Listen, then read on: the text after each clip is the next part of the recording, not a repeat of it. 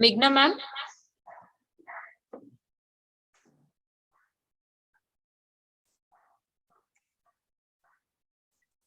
Meghna ma'am. Yes, Sonali. Yeah, we'll start in 2 minutes, ma'am. Yes, we'll start. Okay, at sharp 10 o'clock, we'll start. Yes. Yeah.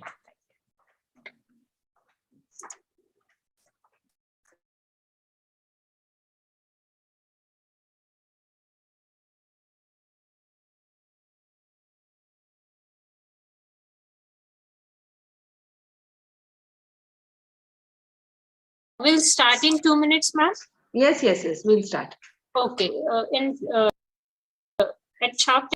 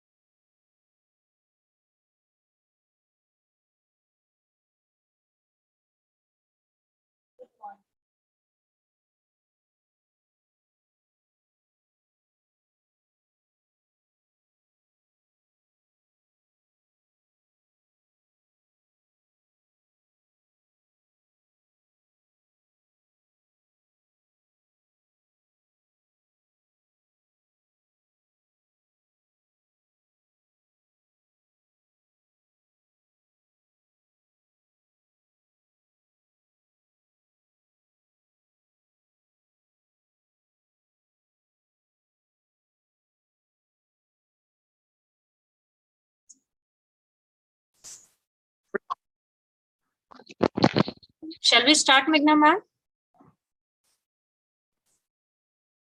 Yes, Sonali, we'll start. Okay. Very good morning to one and all. I, Sonali Pagde, would like to take privilege to welcome Mr. David Perodin, Dr. Meghna Villare, all the dignitaries, researchers, and my dear students.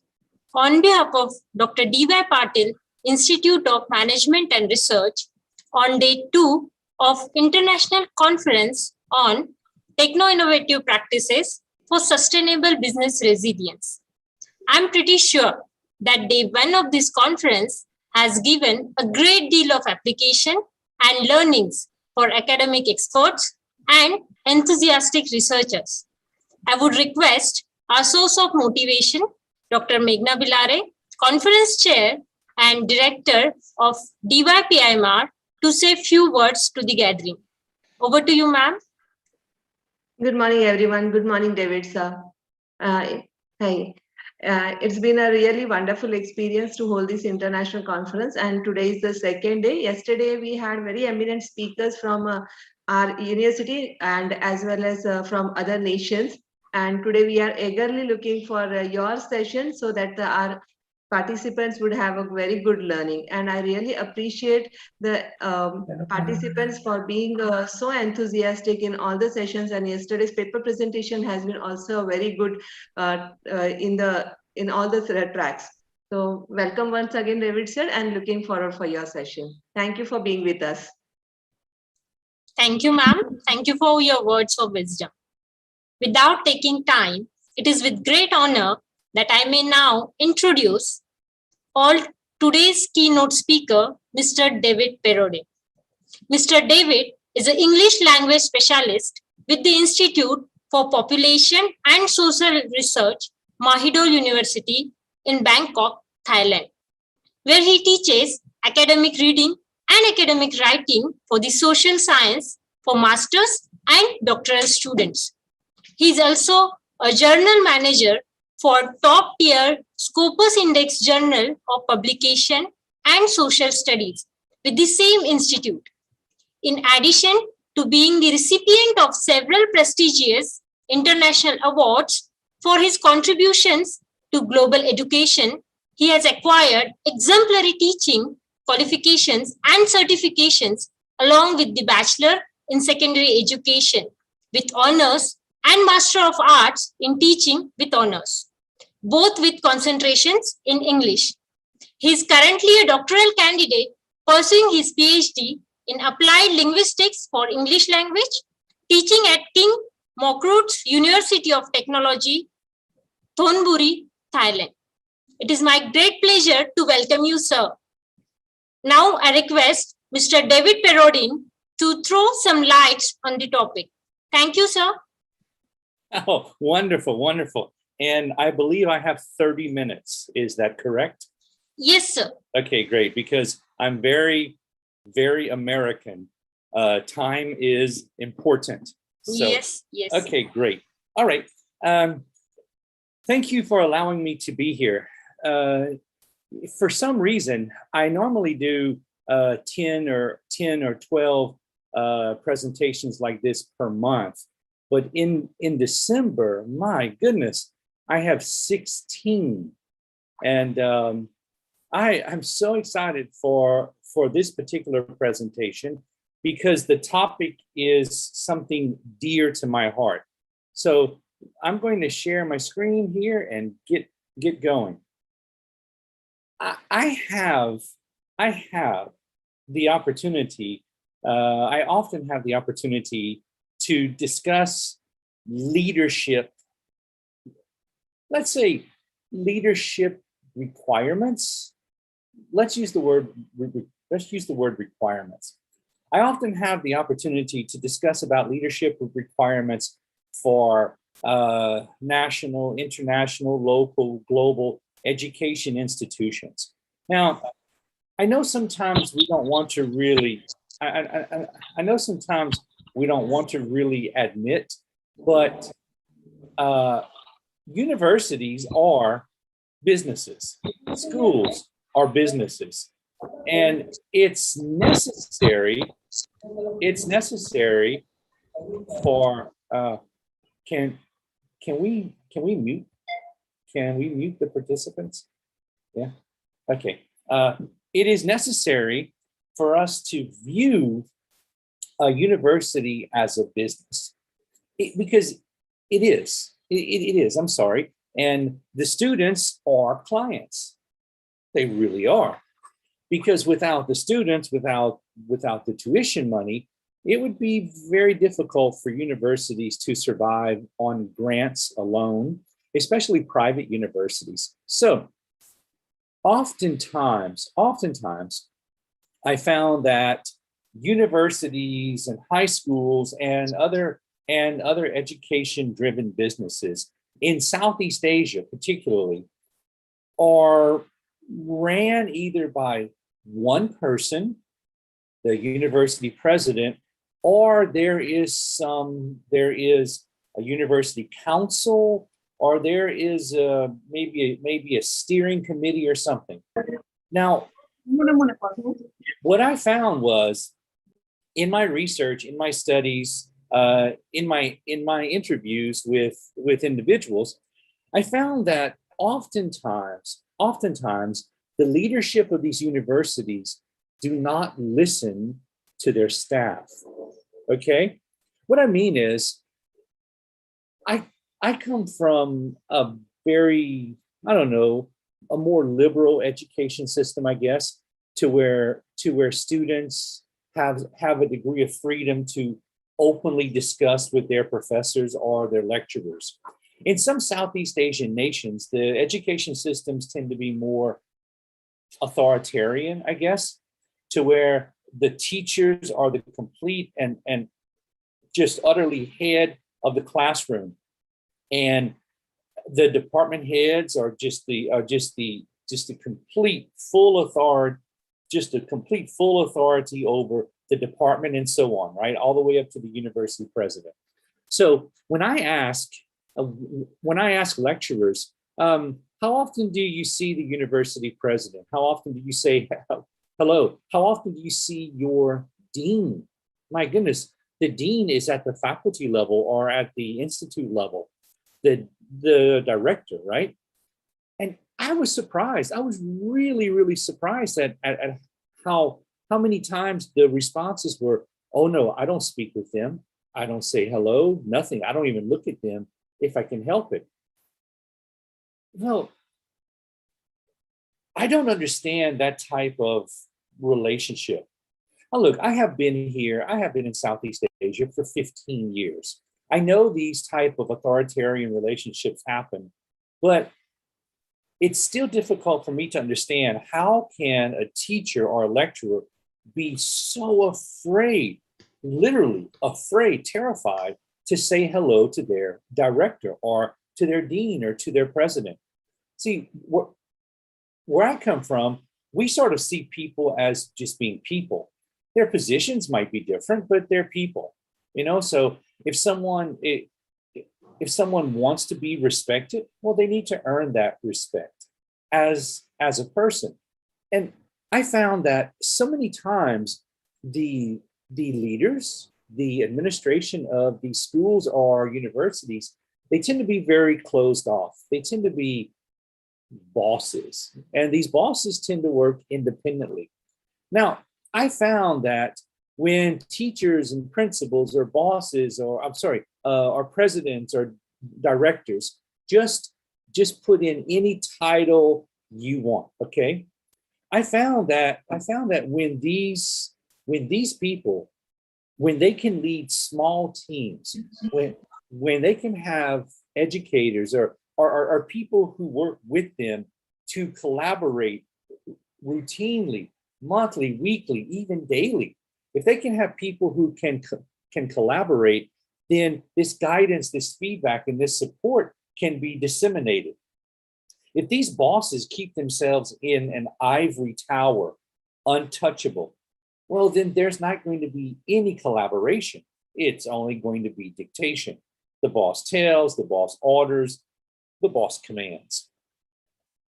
And, you know, sometimes there is a serious breakdown in the chain of command or the chain of information dissemination if the person is sort of separated from their employees or from their staff.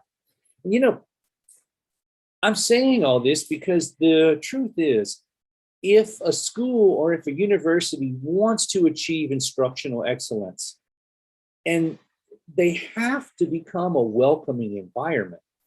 Okay, instructional excellence. Like I said earlier, universities or high schools, they're businesses. They're businesses, especially private universities and private high schools. They are businesses. They cannot survive without customers. They cannot survive without tuition. They just cannot, okay?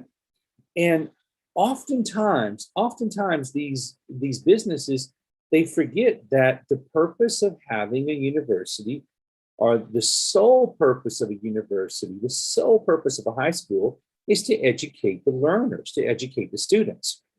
And instructional excellence is reaching the point to where that university operates in such a smooth manner to where when the students graduate, they can go on and survive for the next 50 years of their working life. Now, the reason why I went a little bit tough on bosses, it's because in my life, I have worked for people like this. I really have. I have worked for people that command. Go, go, go. You do this, you do this.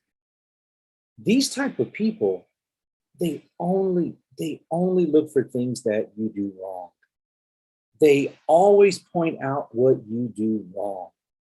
You know, look, every one of us, we have had teachers like this. We have had teachers who always tick our papers or mark our papers, especially writing teachers, everything we did wrong. Never put comments about, wow, this is great, you did this well. You might want to look at this, you might want to work on this. Look, the truth is, it doesn't matter what our culture is. It doesn't matter where we're from. People do not like bosses. Come on, no one likes to be commanded or ordered and degraded and condemned, and no one likes that. What people like are leaders. People like leaders, education leaders, teachers, government leaders who get out in front and say, let's go.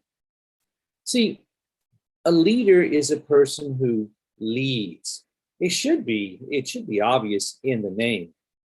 When I think about a boss, I think about someone who pushes and forces and dictates and commands. A leader, when I think of a leader, I think of a cheerleader. I think of someone who gets in front and say, let's go, guys, we can do it. Everyone join in. As a team, we can make this successful. We can make this happen. And if you think about one of your past teachers or one of your former bosses, yes, bosses. Okay, I'm not going to say anyone works for a boss now, because I know all of you work for leaders, and you feel so good when you go to work because you know your administrative leader, you know they're just wonderful, right? Right? Yeah. Okay. Well, just think about someone who was in a leadership position over you in the past. And if you enjoyed working with that person, they were probably a leader. If you think back now and you think, wow, I really didn't like working with that person, they were probably a boss. Because leaders make you feel good about yourself, make you feel good about your job, and make you want to commit. And bosses make you want to stay home.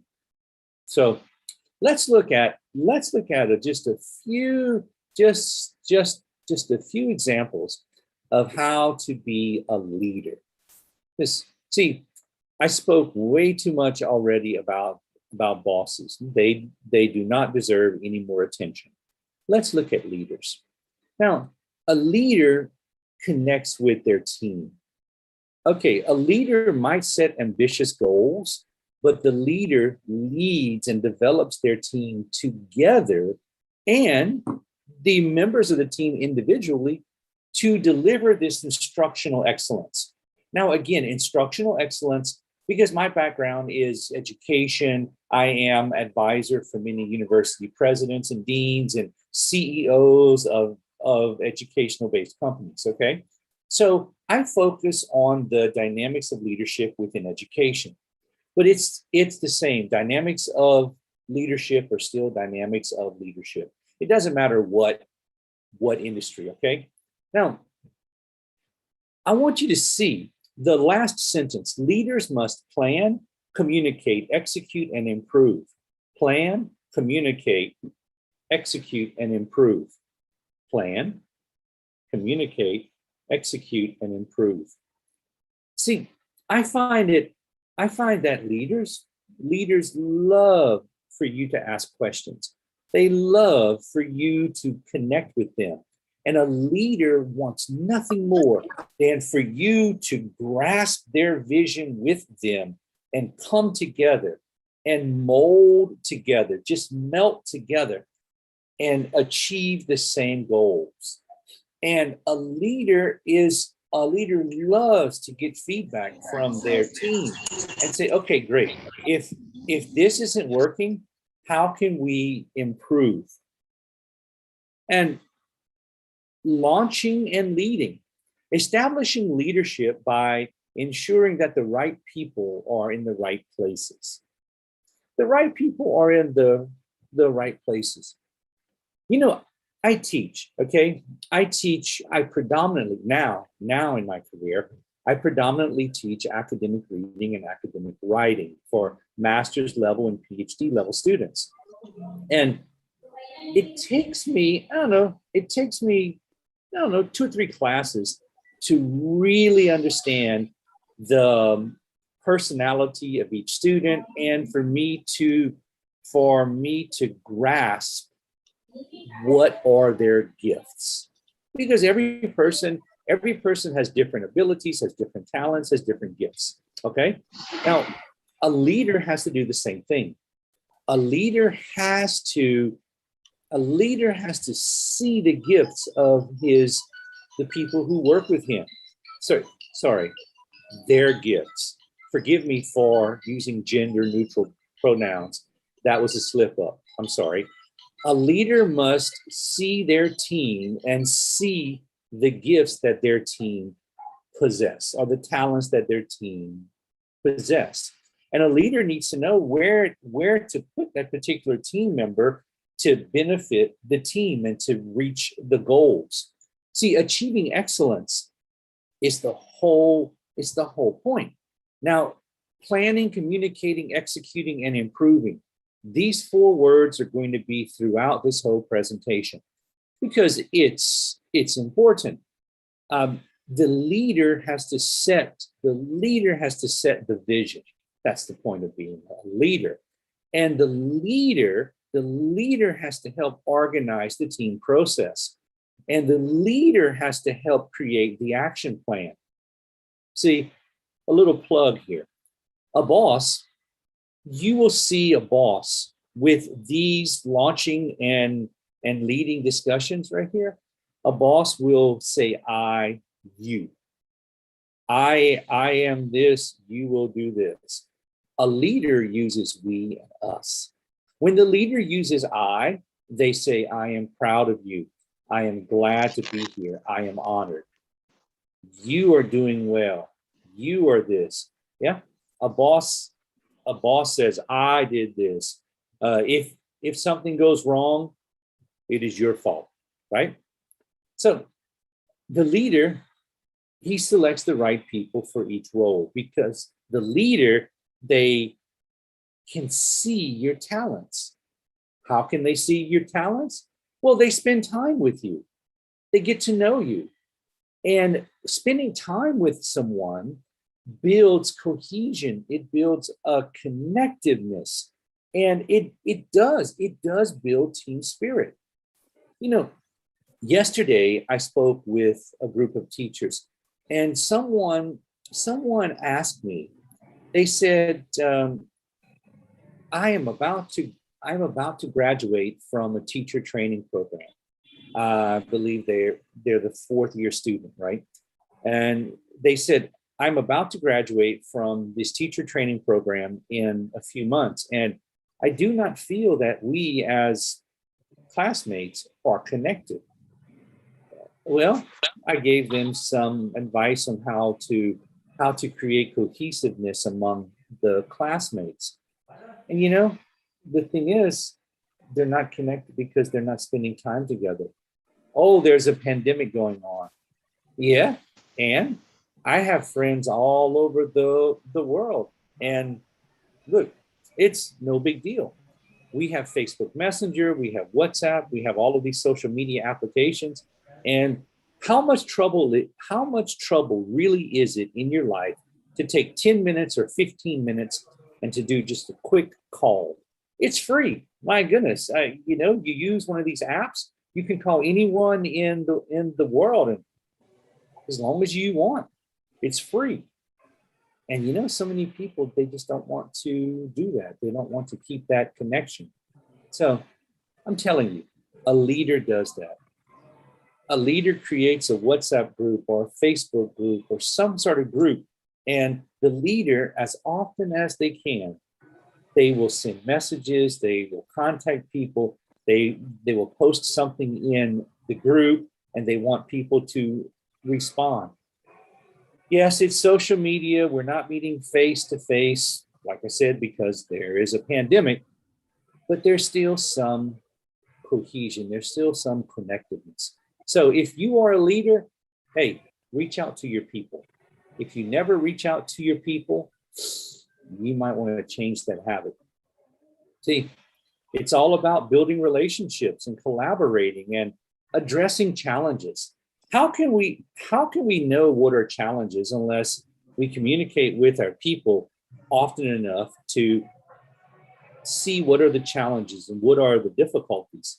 But my favorite part of leadership, my favorite part is celebrating successes. Celebrating successes.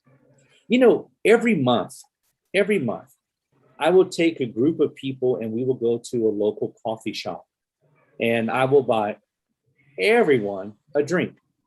Okay, look, what is that? I'm in Thailand, so that's about, I don't know, that's equivalent to about $30, right? Okay, so I spend the equivalent of $30 per month to buy drinks and snacks and cakes for people. Yeah? Why? Because that $30 per month is nothing compared to the relationships I build. The relationships and allowing these people to talk to me and just free, open communication, whatever you want to say, however you want to say it without apologies. And look, people, come on, people are polite. No one is going to be disrespectful or rude, but everyone needs to know that they have freedom to speak from their heart, that every little word is not going to be held against them because they have worked for bosses all their lives. When they meet a true leader who has a heart of a leader, sometimes it takes them a while to let down those guards. And you know, a leader, we have to support and develop individuals. And you see on this slide, I put a lot of co-planning, co-teaching, co-leading, modeling. Yes. You know, I remember yes. One time. I remember one time. Phone, no, not. Oh, thank you. Yes.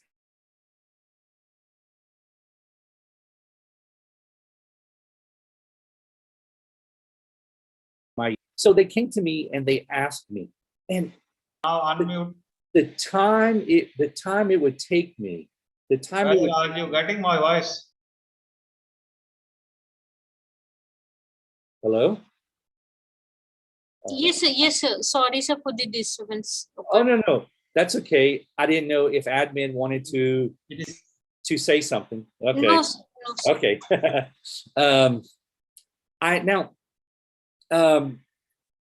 This person asked me to explain to them how to do something. You know, I thought about it. I said, no.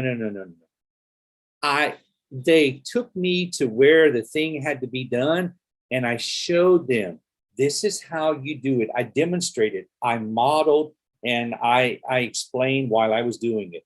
Now that person can do that thing on their own because I modeled the behavior. They observed and they were even able to provide feedback. See, providing feedback is so important because feedback, whether positive or negative, mostly positive, please, mostly positive feedback is good. And coaching, oh my goodness, listen, if any of you are thesis or dissertation advisors, let me say this, if any of you are thesis or dissertation advisors, coach your advisees. Find things that they are doing well. Focus on those things. The things that they are not doing well, be gentle. Because the truth is, their dreams of becoming a master's degree holder or a PhD holder are the most important dreams in their life. Don't crush their dreams. Hold their dreams precious in your hands. See, that's another opportunity to be a leader. So now manage yourself. Hey, leaders, take care of yourself. Improve your leadership and professional skills and your competencies. Hey, you would be surprised on how many classes I attend. I do so much to better myself. I read continually. I read books that are not even a part of my discipline. I do wide reading. Why? Because some of the books that are not part of my discipline give to me opportunities to learn new things. And the more I know, the more I understand, the better I can apply my knowledge, the more competent I become at achieving consistent performance. Hey, read, read, read, read, read. So many times, in which all of you know it, so many times, there's, my goodness, I don't know how many, hundreds of these online conferences now are discussing the same topics over and over and over again. See, I'm happy to be a part of this conference because I get to discuss a different topic. And you know, it's just so boring. It's so boring. Yeah, I know. I have 5 minutes left. I got you. So now managing yourself is very, very important. Very important. Remember, improve yourself. Contribute to your next level of leadership. Stay healthy, okay? Stay healthy. Yes, yes, yes, yes. My wife says this all the time. Stop with the cookies, stop with the cake. She just told me right before I came on here, you know, you have to lose 3 kilograms. Yeah, you know, that's my wife's duty to tell me I'm fat. Yeah, thank you. See, she is my leader. But leaders, we have to take care of ourselves. We really have to watch our diets. We have to exercise. We have to rest. See, instructional excellence, any excellence in our business, we have to lead others openly and rapidly to implement whatever elements or changes that we need to achieve high standards and high growth learning in universities and schools.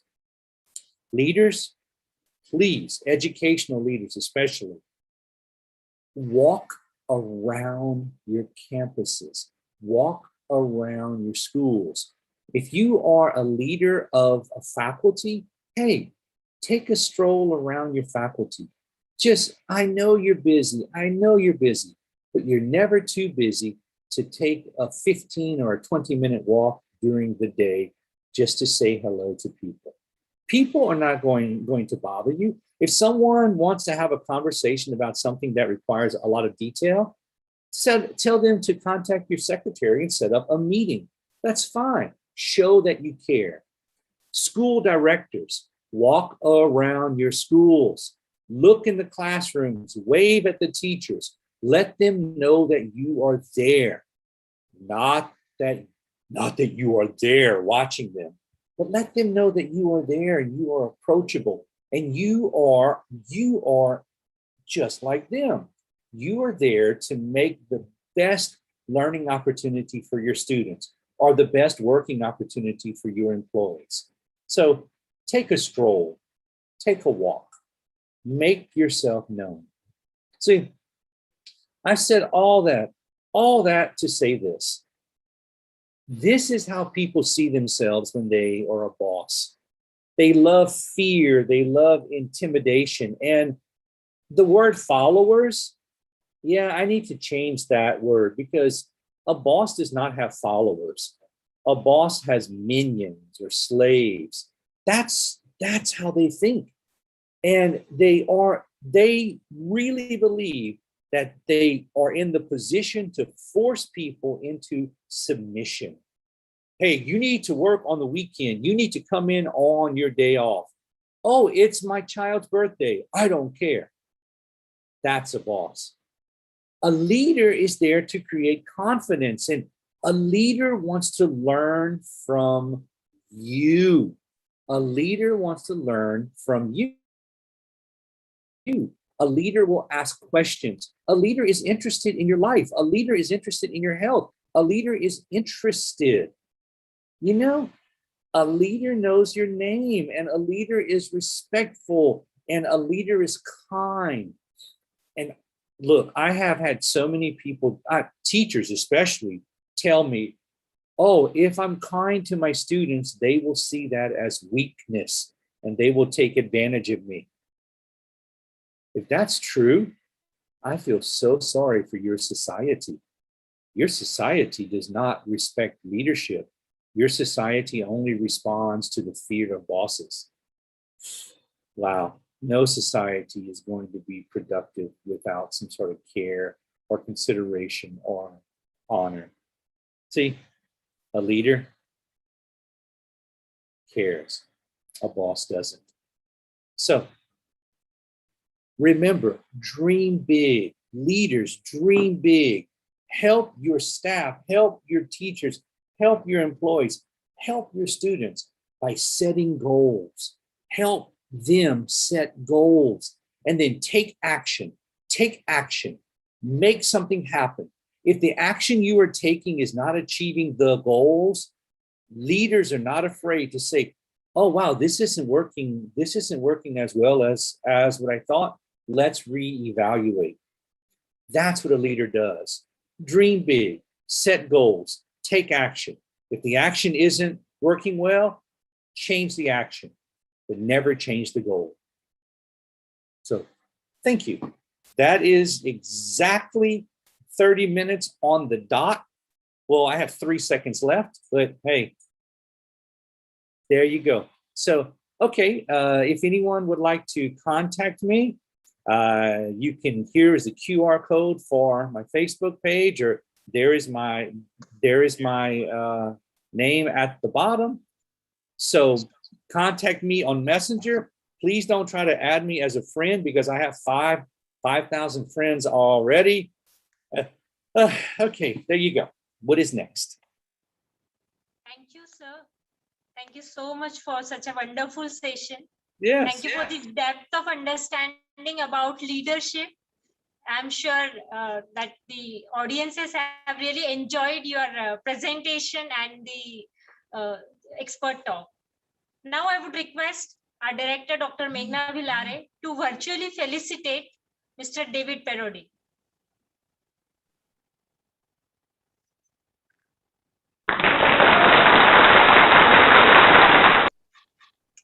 Thank you, sir. Thank you, sir. Wonderful session. It's been nice listening to you. Well, thank you. Please, if I did not offend anyone too much, please invite me back. Sure, sir. Definitely, sir. We look forward for a review. Thank you.